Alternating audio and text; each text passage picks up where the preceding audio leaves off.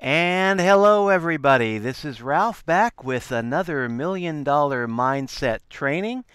Let me introduce myself. I am Ralph Lindy. I have been working from home since 2011. And my journey, I have been generating a solid five-figure-a-year income working from home since 2011. And recently now I have set my goal. I am going to increase my income. I'm going to step up my game. By the end of this year, I want to be earning six figures a year. And then by the end of 2024, I want to be in the ballpark of being a $1 million earner. You know, the $1 million ballpark, that's the ballpark I want to be in. Right now, I'm kind of in the trailer park, not in that ballpark. But I'm not going to be here forever. My wife and I, we have a comfortable little living, in a cabin down by the river. And yeah, honestly, we live in a cabin down by the river, kind of like that motivational speaker from Saturday Night Live, only a little bit better. We don't live in a van down by the river. We live in a cabin down by the river. And actually, it's kind of neat. I like it. But you know, the place where we're living, it's gone from being out in the country to being out in the suburbs, and we're just not cut out for suburbia, so we need to up our game here, increase our income, being able to move not into the city, but move out of the suburbs, get a nice little piece of the country where we can have like a 100-acre nature reserve and just be at peace, you know, with nature and meditate and do network marketing. I know it may not sound like much to other people, but that is my dream. And we are going to do it. Six figures a year by the end of this year, and seven figures a year by the end of 2024. And then by that time, we hope to be out in the woods, out in the country, living in nature. So how am I going to get there? Well, that's what I'm sharing in these videos. I have been getting a lot of coaching from, my sponsor in a couple different opportunities that I am in. I've got a top earner sponsoring me and guiding me, answering questions. And I'm in another program called HBA that is led by two highly skilled internet marketers who share their experiences, share their story. You know, one guy, he shares how he was living in a trailer park, and he's really worked his way up to being a top earner in the industry. And I mean, right now he's living the good life. But I mean, that wasn't always how he lived. And these people share, their experiences, their mindset training. And in these videos, I'll be sharing some of that same stuff. This is stuff that I've learned to incorporate into my own life and lead me in my journey from, being a guy that used to work for a living, working for other people, having to travel, gosh, I used to travel 120 miles a day back and forth to work just to get minimum wage. And God, those were the bad old days. But I didn't know how to do anything different. I didn't know how to do anything better. And over the years, I've learned how to do better. I believe when people know how to do better, they can do better. But so many people don't know. I was one of them. And so, yeah, this is sharing my journey here of how I've gone from five figures a year working for other people to five figures a year working from home, and going to six figures a year and seven figures a year. Those are my goals. Now, in this video, I'm going to be talking about flawed assumptions about money. Mindset can help to propel you forward. A flawed mindset can really hold you back. And flawed assumptions about money have held me back for decades. I didn't know it, but I mean, just having a bad attitude about money and having just so many flawed assumptions about money held me back for decades. I used to think, very terrible things about my earning potential, and I believed it to be true. And it was only after I began to challenge my flawed assumptions that I began to progress and to really move ahead in life. But the number one flawed assumption, and I'm not giving these in any general order, this is just the order that popped into my mind when I woke up this morning. But the first flawed assumption about money that can really hold you back is that there are people out there that believe and teach and will warn you there is only one way to get money, and that is to go out there, get a haircut, get a real job, work that real job for 40 years, retire, get a gold watch, and then in your golden years be out there living the good life. And that is a very, very flawed assumption. When I was thinking about this today, the old George Thorogood song, Get a Haircut and Get a Real Job, just popped into my head, because that was part of his journey. George Thorogood, when he wanted to, when he was just young, starting out, he didn't want to, work a corporate job. He didn't want to be out there working for Home Depot or, flipping burgers at McDonald's. He wanted to be a rock and roll star. And that was his dream. That was his definite purpose. He wanted to become a big rock and roll star. And, of course, his family was telling him, you can't do that. Nobody succeeds at that. It's only very few people that make it big in the music industry. And you ain't going to be one of them. You can't do that. You need to get a haircut, get a real job, get it together like your big brother Bob. Get your act, clean up your act, don't be like a slob. Get a haircut, get a real job. And that's pretty much the lyrics from that song. And that's what he was told. Not necessarily in any rhyming order like that, but I mean, that was the flawed assumption about money that he was raised with, that he had to rebel against in order to realize his dream. Otherwise, he would have gotten a haircut, gotten a job, may have worked his way up to being, assistant manager at Home Depot, and probably about as far as it would have gone for him, because he would have been spending his life living somebody else's dream instead of spending his life living his own dream.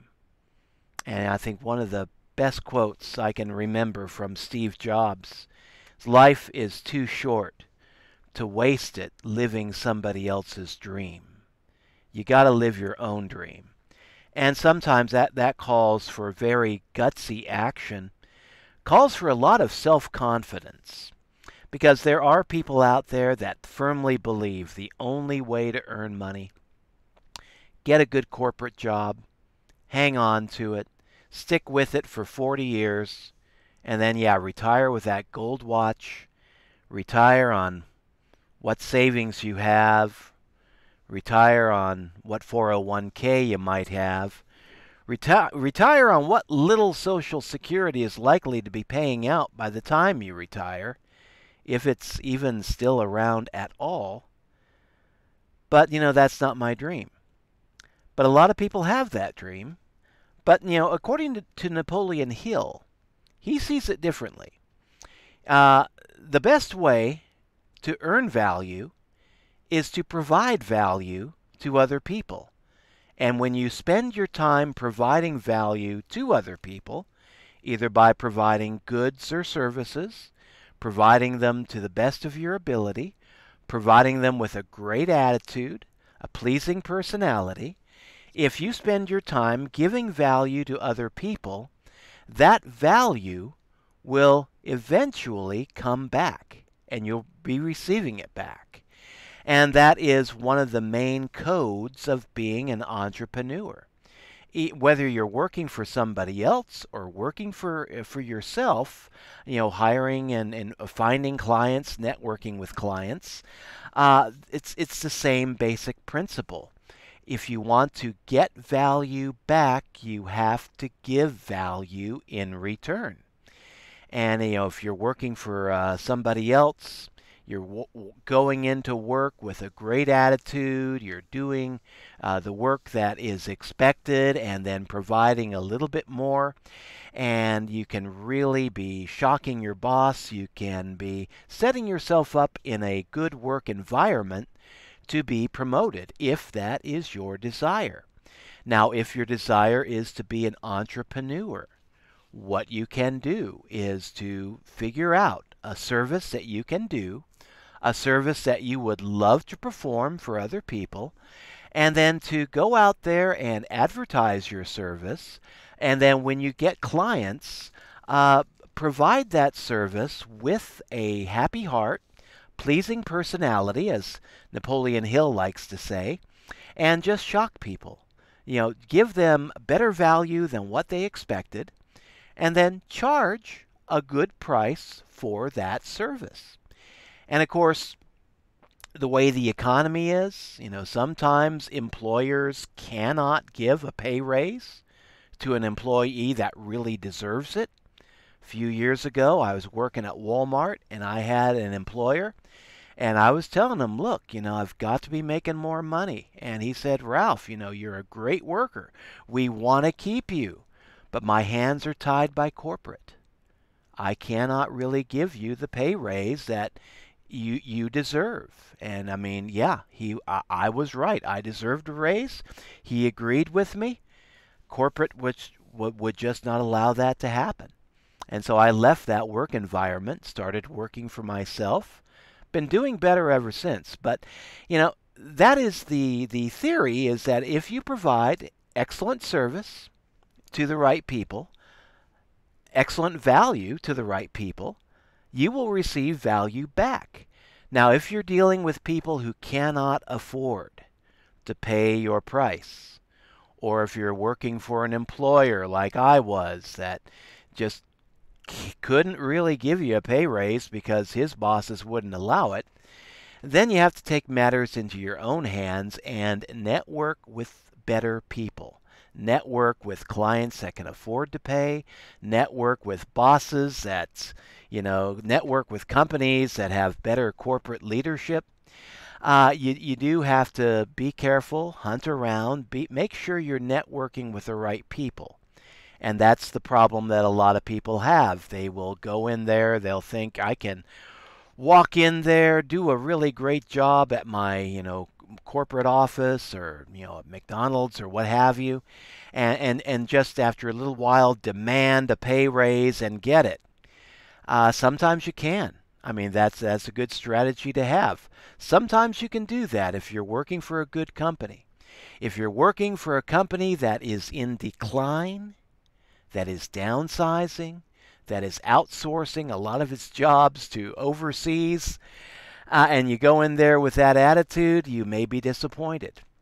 You will be disappointed sometimes. And a lot of people, they walk in there all gung-ho. They think, I can demand a raise because I'm going the extra mile. I am showing up with the right attitude. I am doing this work. And then they get told no, because they're not really working for a good company. They're working for a company that is in decline. And they think, okay, this stuff doesn't work. And so they get a defeated attitude.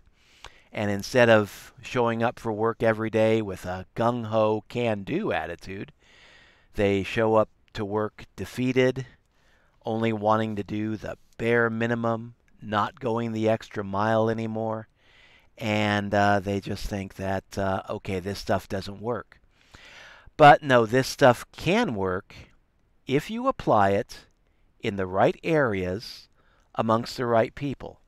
And that's another skill that we'll be talking about in tomorrow's video, is building quality networks. But the first thing is you have to get rid of that flawed assumption that the only way to earn real money is by going out there and getting a real job working for somebody else, essentially being a wage slave for 40 years of your life before finding some freedom in retirement. But no, the best way is to just keep your mind open to new possibilities. There are many, many different ways to earn money in the world. Working for a living is just one of them.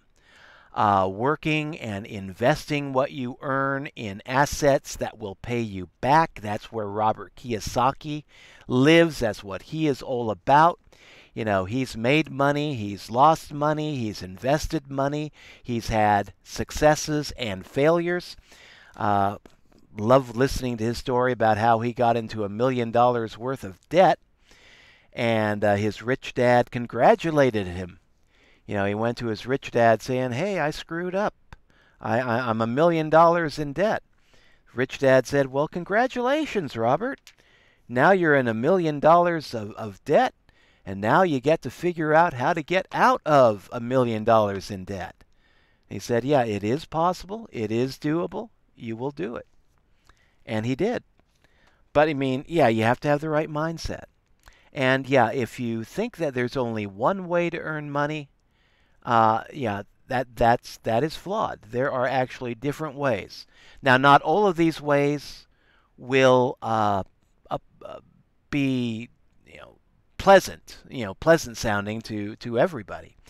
Some people like having a job. They love their boss. They love their job. They're just really into, working for a living, and I don't want to denigrate that at all. That is great. Other people are out there, they're working a job, they got a 9 to 5, they hate it.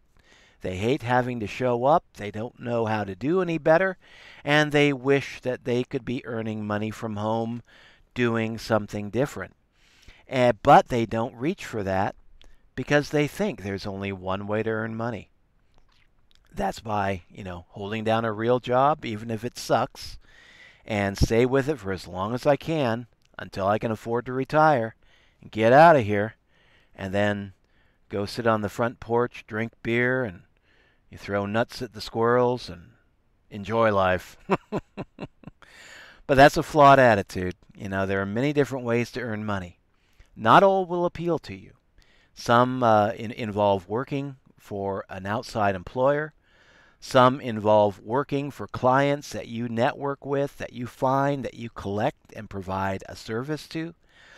Others involve investing in real estate, managing real estate, investing in, stock market, precious metals, cryptocurrency, a lot of different ways. Some legit, some not so legit.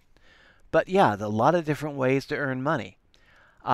Get that thought out of your head that there's only one way to earn money.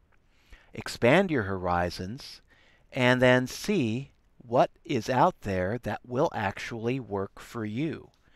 But if you're going into the world thinking there's only one way to do this, that is self-limiting. You're never going to advance very far with that limited mindset. Learn to expand your horizons, and then your life will begin to expand. But if you don't expand your horizons, your life won't expand. It will just stay the same, or even worse, begin to contract. And that's not a good place to live in. Second flawed assumption about money: mental limits around how much money you can actually earn. I suffered from this for decades. I used to think, and I don't know why, just a terrible self-image, terrible mindset, terrible attitude. But I honestly used to think that I was only capable of earning minimum wage. And when I would go out hunting for a job, I would think, okay, what's minimum wage right now? It's changed dramatically over the years. First job, minimum wage was like $2 an hour. Then it got up to $5 an hour, and now it's around, in my area, about $7, $8 an hour. Some places it's like $15 to $20 an hour. But, I would go out there in the job market, and I would just think to myself, okay, what's minimum wage? Okay, I guess that's what I deserve to make. And I'd go out there and I'd find jobs, Hey, I can do this. Yeah, what do you got? Light industrial, I can do that. Dish room, I can do that. Grocery store clerk, been there, done that. Loading and unloading trucks, yeah, did that for a few years. And all those jobs, it's like minimum wage because that's the mentality that I had. I would go out there and be interviewed by employers, and they would quickly catch on to my attitude that, I expected to do hard work in exchange for minimum wage. And yeah, they'd be sitting down there and they'd be smiling and they'd be saying, "That's our guy." "That's our boy. Yeah, hire him. Hard worker, minimum wage mentality. We need him. Strong back, weak mind. Put him in the truck." And yeah, I was in that boat for far, far, far too long. Then I started listening to really the first one of the first entrepreneurs that really challenged my mindset. Started listening to these presentations by Grant Cardone. And he's the author of the 10X Rule. And he challenged my minimum wage mentality. One of his presentations, he was saying, do you believe that you can earn $20,000 a year? And I thought, okay, yeah, I believe that. That's not too much further from what I'm doing right now. Yeah, I believe I can do that. $20,000 a year, been doing that, maybe a little bit less. Yeah, I believe that. And then he really challenged my thinking when he got to the next part of the presentation, which is, do you believe that you can take your yearly income, turn it into your monthly income? And I sat there listening to that presentation. First thought that came into my mind was, what kind of crack is this guy smoking? I did not have that belief. But then I listened to the presentation further. And he he just, spelled out, this is what you have to do to, become a 5-figure-a-year earner. This is what you have to do to become a 5-figure-a-month earner. You have to take what you're doing now and 10x your efforts, 10x your attitude, 10x your mindset. And I was listening to him, and I thought, he's got a point. He's got a very, very good point. My attitude about money, my attitude about my belief in how much I was capable of earning was holding me back, and it had been holding me back for decades. I'm 61 now, going on 62. I feel like a kid, again, figuring all this stuff out, but I wish I had been figuring all this stuff out when I was still chronologically a kid. 18, 20, 22 instead of almost 62. But, better late than never. And yeah, Grant Cardone, the 10X mentality, the 10X rule, challenged my thinking. But, whatever mental limits you have concerning money, those mental limits are going to hold you back. If you feel like you can only ask for minimum wage, and for some reason that's all you're good enough for, that's all you will ever do, that's all you will ever earn. And I mean, right now with inflation, prices going up, the value of the dollar going down, if you stick with minimum wage mentality, you're going to be slipping backwards. You're not going to be staying the same in your life quality and in your income and in your ability to buy food and pay rent and things like that. You're not going to stay the same. You're going to be falling backwards. In order to keep ahead of things, you have to stay moving forward. What is inflation now? Is it still about 7% a month? I don't know. But whatever it is, you have to set your goal to be earning more and more money every week. If you're not increasing your weekly income, your income is just becoming more and more weak. So yeah, you've got to be increasing your weekly, monthly income just to stay ahead. I mean, just to keep up with things.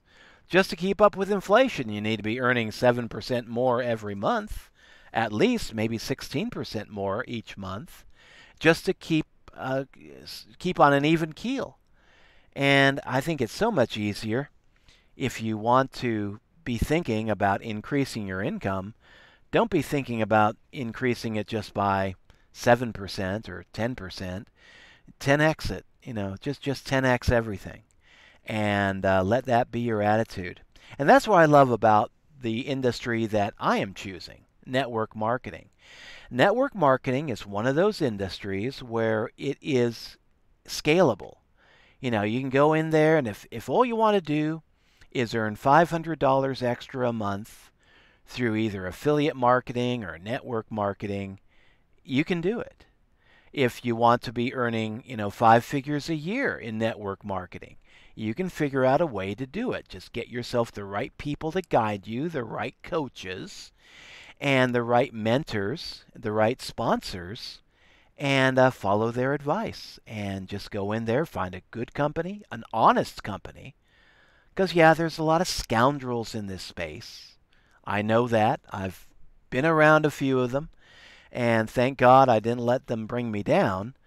But there's also a lot of good, honest people in this space. And thank God I've found them. And I'm networking with them, learning from them, and finding my traction with them. But yeah, network marketing is scalable. You get with the right program, you get with the right people, you work it with the right mindset, the right attitude. And yeah, you can go anywhere from earning $500 extra a month to 5 figures a year to 5 figures a month. But if you're not careful, you can also lose your shirt, quite honestly. There are people that get into network marketing, they do all the wrong things. They end up going bankrupt, losing their homes. It's not all wine and roses, my friends. But if you get into a good, legitimate company, you learn the right ways to do things, and you do things the right way rather than the wrong way, you can go places. And we all progress at different rates. One guy that I follow, Ray Higdon, I think he made some bad moves in real estate back in the day, 2008, 2007. I think he said he went $1 million into debt. I do know that he was facing foreclosure. He didn't have a place to live. His life just went to hell in a handbasket. And he decided, okay, I'm going to try this network marketing thing, see if I can make it work. He got some good training, read the book Go for No, and applied those principles. A year later, he went from being broke to, 6 figures and then to 7 figures, became a top earner in that company. He did that in about a year's time. Does everybody progress at that rate? Heck no. I've been messing around with network marketing now and affiliate marketing and online marketing for 5 years. Didn't make much progress in the beginning because, quite frankly, I was unteachable. I was untrainable. I was an independent-minded entrepreneur. I wanted to do it my own way. I didn't want to be following some, clown on the internet telling me, giving me advice, telling me what to do. Wanted to do it all myself. Made all the wrong moves and just spent about 5 years spinning my wheels in this space. Making a little bit of money here and there, but spending a lot more money than what I was making to keep my membership current in certain programs. But when I learned to listen, when I learned to become coachable, when I learned to become teachable, I began to turn my life around. And now I'm doing what these people are telling me, following their advice, still doing it my own way because, heck, it's what being an entrepreneur is all about. You want to do things your own way. And that's, a good way to do it, whatever your personality is. Do it your own way. Give it your own style. Give it your own flair. But do be coachable and do be willing to follow the advice of $1 million earners who have been there, done that, and know how to get things done. And that's what I've learned how to do. I've got really about 4 $1 million earners now that I am listening very closely to. One is my sponsor. The other two are in a program, a training program, that I am in called the Home Business Academy, which I am learning a lot from and highly recommend. And 3 $1 million earners that I'm working very closely with. And then there's Ray Higdon, and I read some of his books. I, kind of communicate back and forth with him sometimes on Twitter. He'll make a post, I'll share it, I'll comment on it, he'll answer back. We're not close personal friends or anything, but he knows I exist. And I definitely know he exists. And I read his books, follow his training, I read his daily inspirations on LinkedIn and Twitter, and I'm just making sure that my own inner circle includes at least $4 million earners, because that's what you have to do. You need to challenge your mindset. And the only way to challenge your mindset, really challenge your mindset, spend a lot of good quality time every day hanging out with people who are where you want to be. Not hanging out with people who are where you're stuck at now, or listening to people who are even in worse shape than you are. You need to break out of your comfort zone and start incorporating high income earners into your inner circle. And you do that. It's easier than you might think, too. But yeah, you start doing that, you will start making progress. I know that's been my story so far, and I'm going to carry that story a lot further. But yeah, mental limits. Challenge your mental limits. First of all, become aware that you have those mental limits because they will hold you back. But you start listening to people who are $1 million earners, or listening to people like me who are on that path and willing to share their journey. You will get those mental limits challenged. You will begin to know that they are there. And then you will begin to think, what can I do to break through those mental limits? If you believe it's possible, you can make it possible. If you believe it's impossible, you'll never do it. You won't even try. But like Napoleon Hill says, what the mind can believe and what the mind can oh man, I can't talk. As Napoleon Hill has said, what the mind can conceive and believe, the mind can achieve. Boy, that was harder than I thought it was going to be. Had a little Biden moment there. But yeah, well, if you believe it's possible, you can make it happen. If you don't believe it's possible, it'll never happen. So yeah, mindset, mental limits. Find your mental limits and blast through them. And then success can become possible. And now the third flawed assumption about money. We're going to end it here. Money is the root of all evil. Were you raised with that attitude? Good little Bible quote. Actually, it's a mistranslation of the Bible. It's not a very good Bible quote. It's a misinterpretation of the Bible. Yeah, I think that Bible quote, it's taken from one of the letters of Paul. I can't quote you chapter and verse right now. But yeah, Paul says that the love of money is the root of all evil. And in some translations of the Bible, it's quoted as, money is the root of all evil. And that just ain't true, my friends. Money is not the root of all evil. People with this attitude, they think that only bad, wicked people are going to get money because, that's where money leads. It's the root of all evil, and only evil people are going to have money. And if you have to network with people to get money, you don't want to have to network with those evil people. No, who wants to network with those bad, evil, rich people? You need to network with poor, broke people, right? And that I had that attitude for many, many, many years. Really limited my networking skills because, yeah, I believe that. I was a Bible student.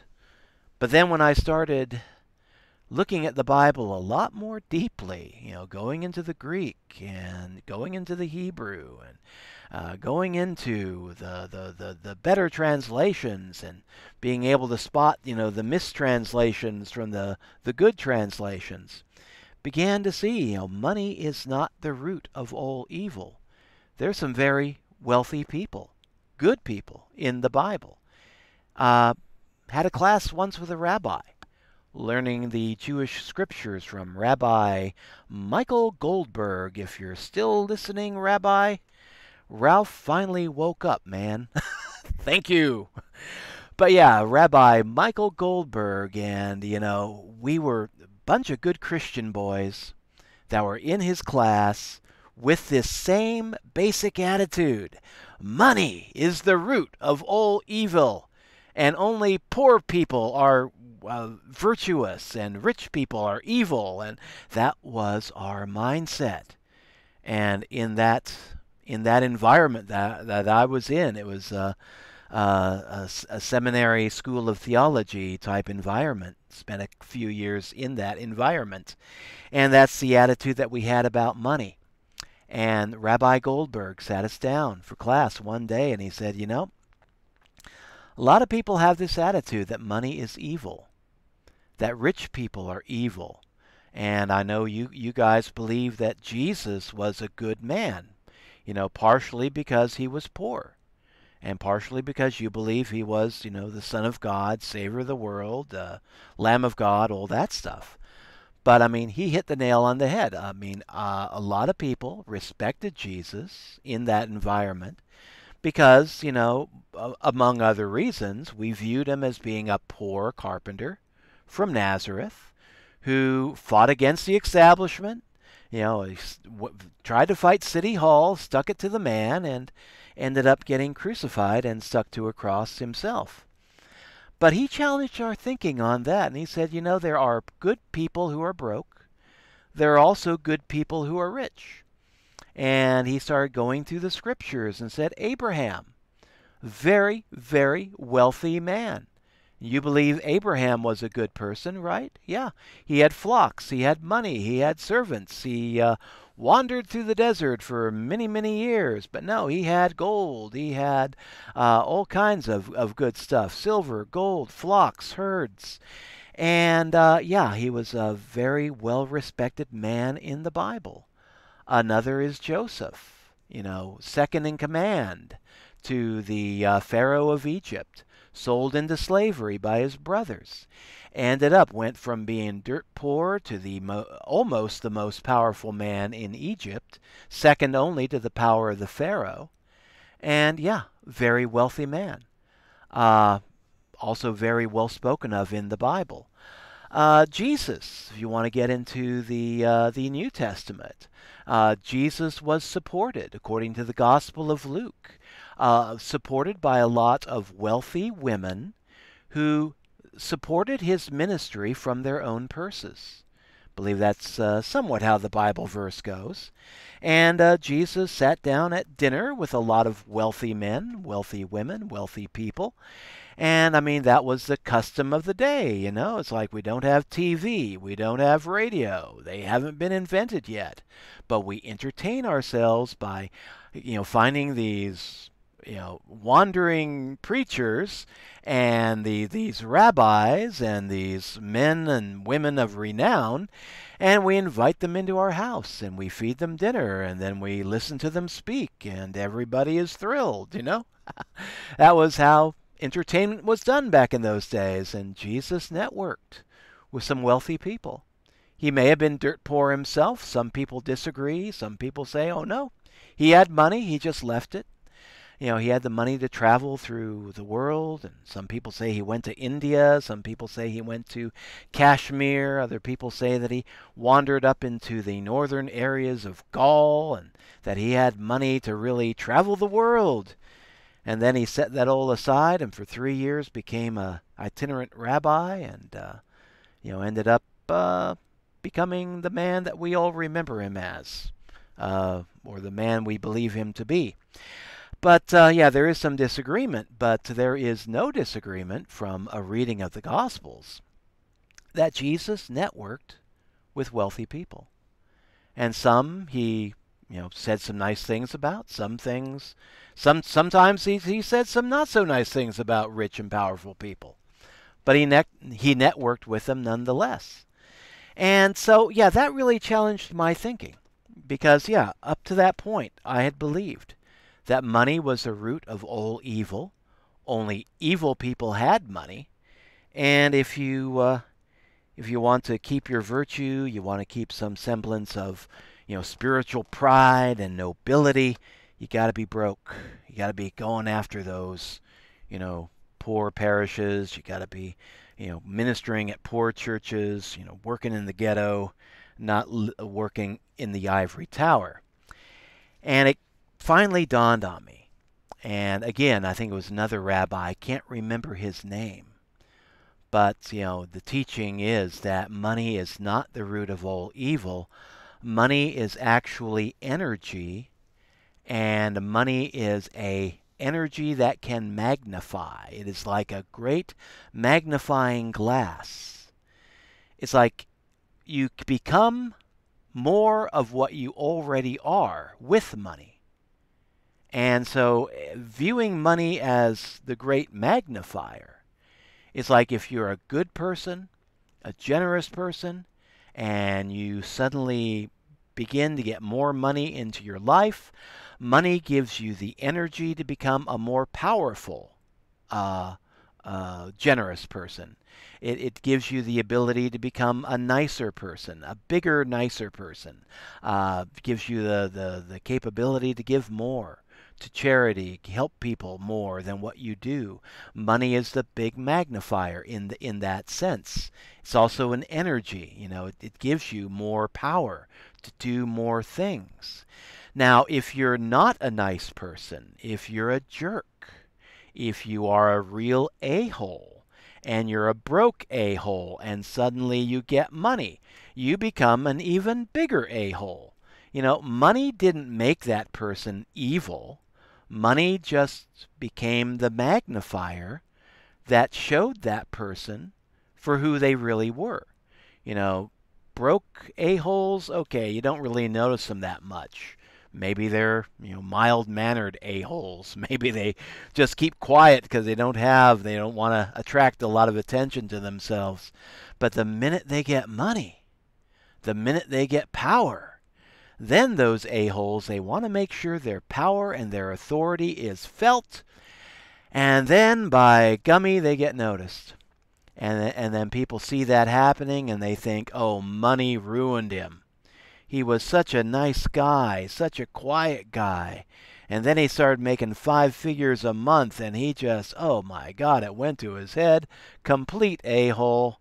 God, I knew him back when he was a nice guy.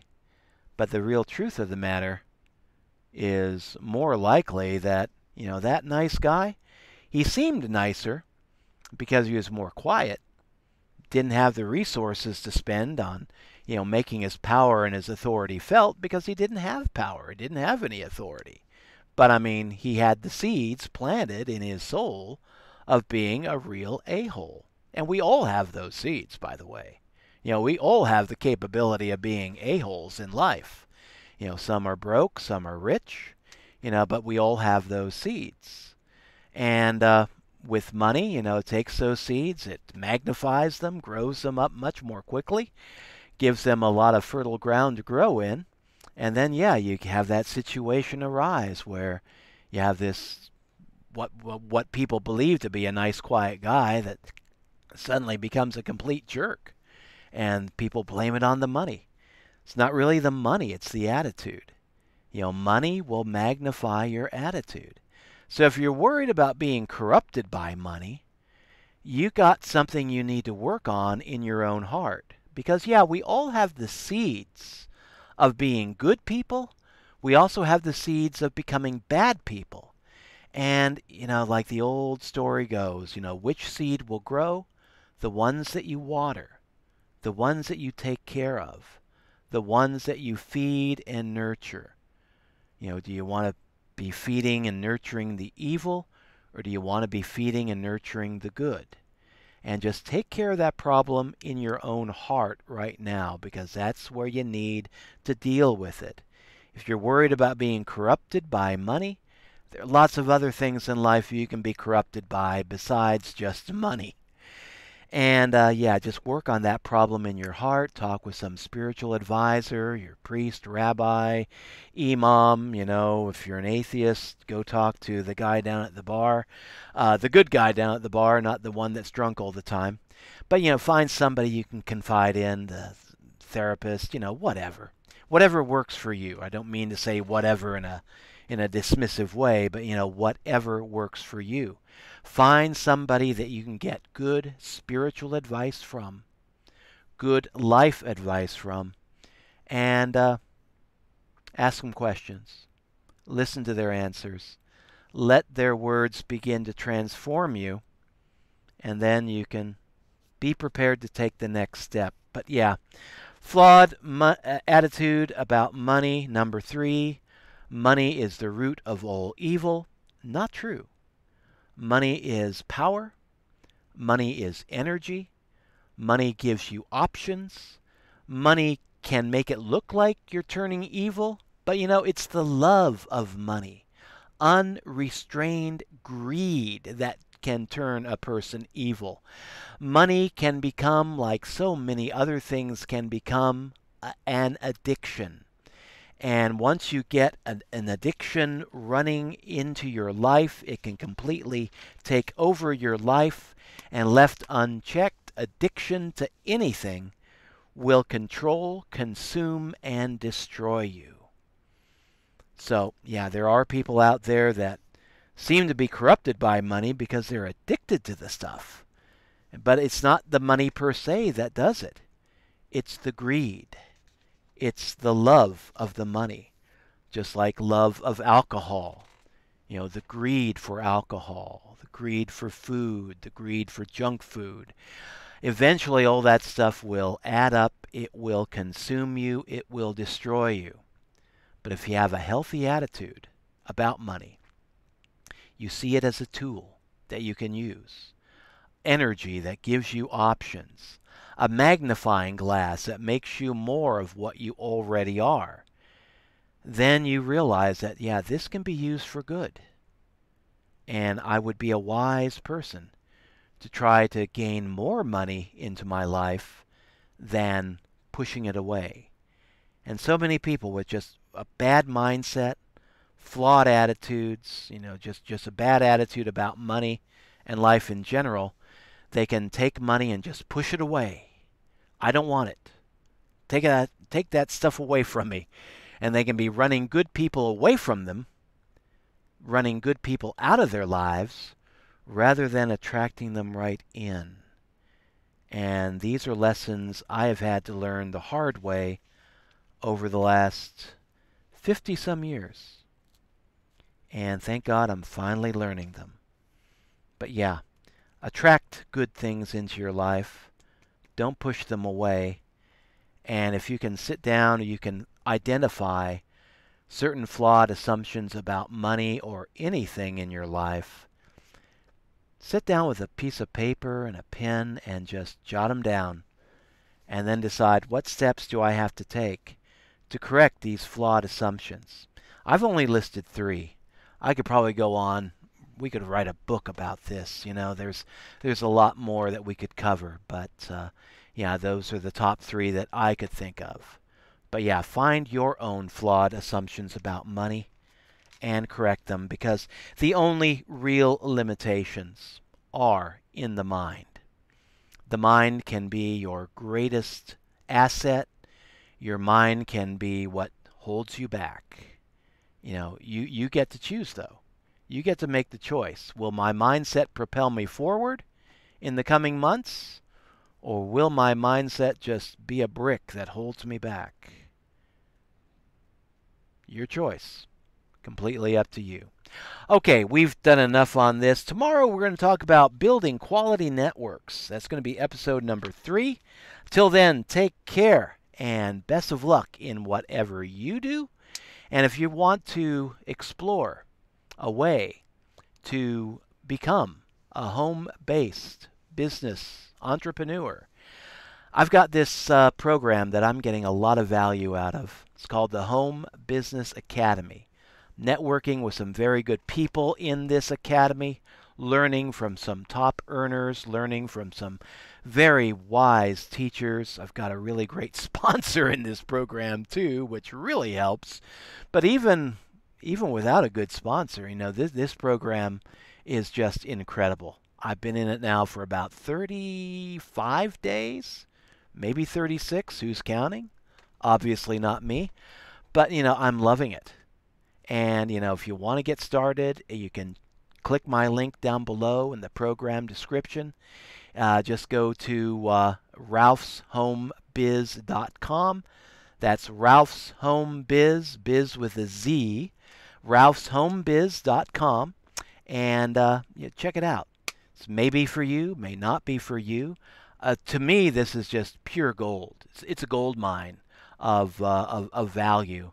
If you want to become an online entrepreneur, you want to build a business online, I think the Home Business Academy, perfect place to start. So, yeah, check out my link and see what you think. So until later, this is Ralph signing out. Catch you in the next update.